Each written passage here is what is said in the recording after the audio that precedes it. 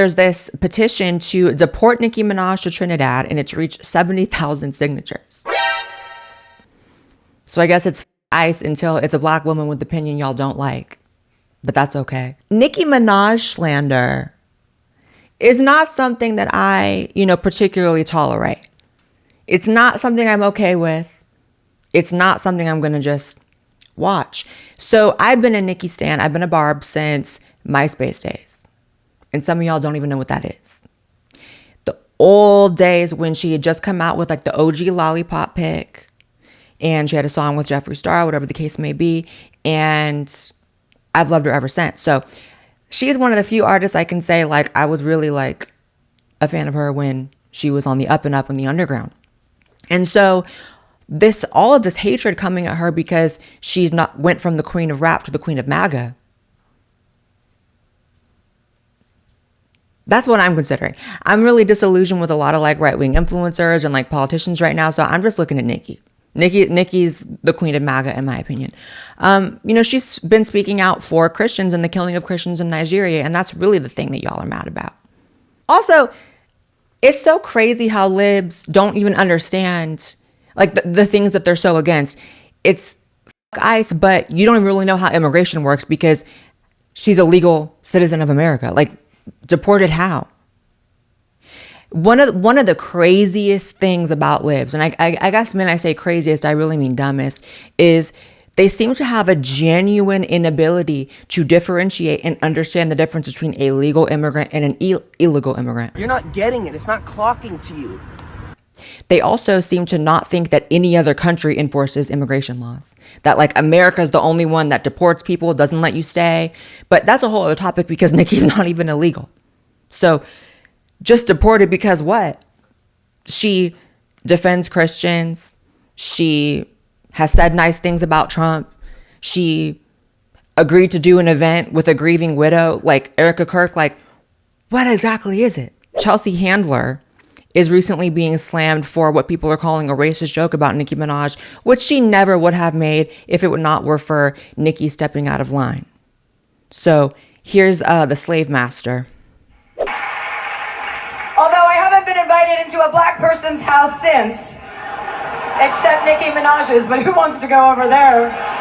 New year, new you. If your resolution is to get your life together after the holidays, my friends at Hypnosio are going to hook you up and help you build habits that actually stick this year. That's why today's video is sponsored by Hypnosio. It's a self-hypnotherapy app that is genuinely not like anything else in the weight loss space. And I know everyone says, oh, this one is different, but Hypnosio really is. Hypnosio is not going to just throw another diet at you or shame you into working out. It goes deep and actually works with your subconscious to rewire your emotional patterns that lead to things like stress eating, overeating, and sabotaging your own goals. It uses guided hypnotherapy sessions accessible on any device or through their app. It targets things like emotional eating, portion control, and helps you with that anxiety that can oftentimes just make you feel stuck. It's science-backed, clinically supported, and honestly, way more affordable and accessible than going to see a hypnotherapist in person. Here's what makes it absolutely amazing. It helps rewire your automatic food responses, lowers stress and cortisol levels so that your body is not fighting your new progress. It teaches mindful eating and real hunger cues. And finally, it supports real long-term weight loss results with 94% of people keeping the weight off better than control groups. So if you're someone who is super busy, maybe you travel a lot, or you just don't want to micromanage your calories like I don't,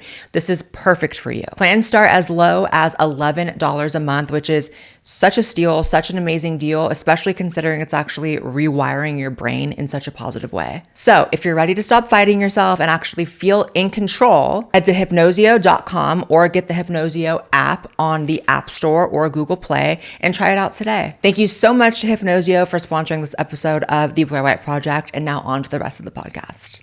Chelsea, you would give anything to go to Nicki Minaj's house, and you know that. And I know it's a joke, and that's fine, and it's not about being sensitive. I don't think it's the most racist thing in the world, but Chelsea, Miss Pump and Dump, she just has like a weird thing with black people. Like, I'm pretty sure a couple years ago, she had to go through sexual harassment training because she was grabbing black women breasts or butt or something on the set of her Netflix show. Netflix had to put her through that.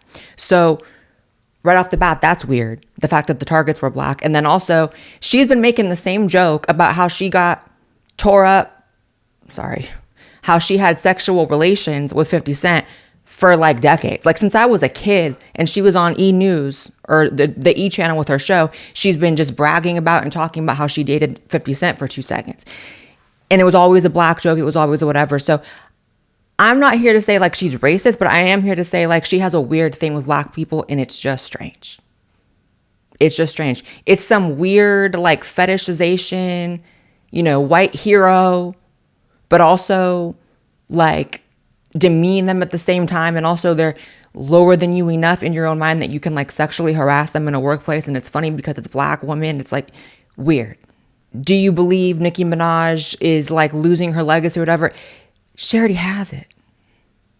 She already has it. And I know I'm glazing, but I just really love Nicki. I always have. Always have. I hated when y'all abandoned her for Cardi B.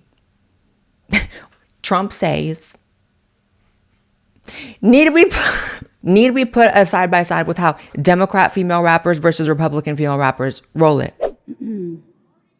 Trump says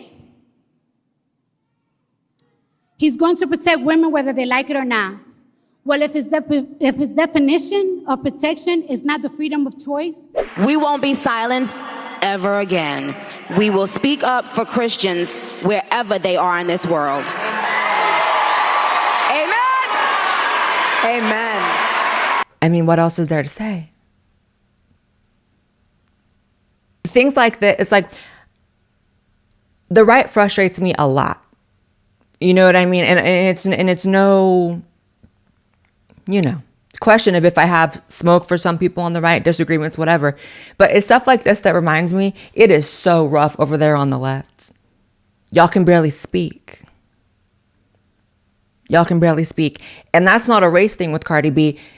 Listen to any leftist speak, quote unquote speak. Like they have a hard time speaking and talking and articulating how they feel. Whereas, you know, if you had a little bit of logic behind what you're saying, a little bit of reasoning, if you went through it in your head once or twice before you tried to say it out loud, it would probably come out at least somewhat coherent. The hatred that Nicki is getting is really, I to say that I don't relate to it, obviously not on her level, but, you know, as a person who belongs to a group who you're supposed to have a set, you know, particular beliefs, otherwise you're treated wayward.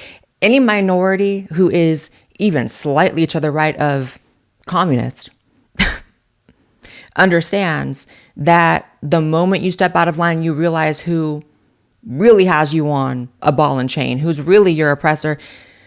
And it is, in fact, the people who have these feelings of ownership over you. See, the idea that y'all think you own Nicki Minaj to the point where she has to have a certain opinion, y'all stopped owning black people a while ago. Those days are over. I'm so sorry to say, white libs. I'm so sorry to say. And is there not racism on the right? Of course there is. It's unfortunately a condition. It's part of the human condition to have biases against the outgroup or another group, I should say. However, at least the people on the right that are racist, you see them coming, right? These white libs who feel like they own minorities, they're wolves in sheep clothing. They're racists in compassion, clothing, basically. And for me, you know, I really enjoy everything Nicki is saying. First of all, just the fact that she's shaking the table like that is important in my mind. Is it so upsetting that she has her own beliefs? Is it so upsetting, right, that there's now people that want to not only deport her, but they're destroying her CDs, they're mad, whatever. Maybe y'all should learn to do what Republicans and people on the right have done since the very start, for forever ago, which is separating the art from the artist. See, we've had to deal with our celebrities, artists, musicians, bands, whatever the case may be, being lived out and saying things we disagree with since forever. So this is just a new skill y'all are going to have to learn, which is maybe I don't have to agree with everything Nicki Minaj says, but that doesn't mean her music suddenly sucks. That doesn't mean that I can't be a fan of her and her artistry, right? iTunes has been exposed for censoring Nicki Minaj's music, which again, would that have happened if she had not spoken out? Obviously not. If you look up Nicki Minaj on iTunes. You get all these features with Nicki Minaj from other artists, but none of her music. Maybe it's a coincidence, but I don't really believe in coincidences. I feel like she stepped out of line and it's going down. If she's being punished in her industry, which she is, we all know who runs the music industry and the entertainment industry in general, which is Satanists, which is the dark occults. So what does it tell you? That all you got to do is say, hey, can we stop killing Christians? And it's like you're blacklisted. Same as how, everyone has their feelings about Kanye West, but he had a contract stating that he couldn't put the word Jesus in his songs from his label. So for me, there's enough information out there about how, it's straight up not just evil people, not just bad people, not just selfish people running these industries, but it is in fact people who worship the devil. Luciferians, Satanists, Golden Dawn, Freemasons, the occult. And people think I'm so I don't know. When I talk about this, I feel like everyone looks at me like I have 3 heads or something. When it's like, all you have to do is look. All you have to do is look. It doesn't take much to just, God forbid you read a little bit and just research what's going on. But of course, the problem is, we live in a very atheistic society. And so atheists don't have really a lens, even if they find out, okay, people with occult beliefs, satanic beliefs run industries or run the world, it still doesn't really register with them because all of it's fake to them. Good and bad is fake to them in a spiritual world. There's no spiritual realm. And then half of Christians, if not more, a lot of Christians also, they think that if they don't think about it or believe in it, it doesn't affect them. But when in life do other people's beliefs not affect you? If there's an Islamic terrorist attack and they kill Christians, looks like their beliefs affected you. So the Satanism at the heights of industry, of corporations, of entertainment, music, the arts, all of that's very real and it's not hard to find. But all in all, I love Nicki. I think that this is only contributing to her iconhood. That's definitely not a word. Her icon status, rather. And it's a bias, but she's speaking up for the things that I believe in. So I'm A-okay with that. And I will, in fact, do a Chris Crocker. Leave Nicki Minaj alone. Thank you so much to Hypnosio for sponsoring this episode of the podcast. Make sure you guys subscribe to this channel as well as my main channel. Follow me on TikTok, X, Instagram, all the things, and I'll see you in the next episode. Bye.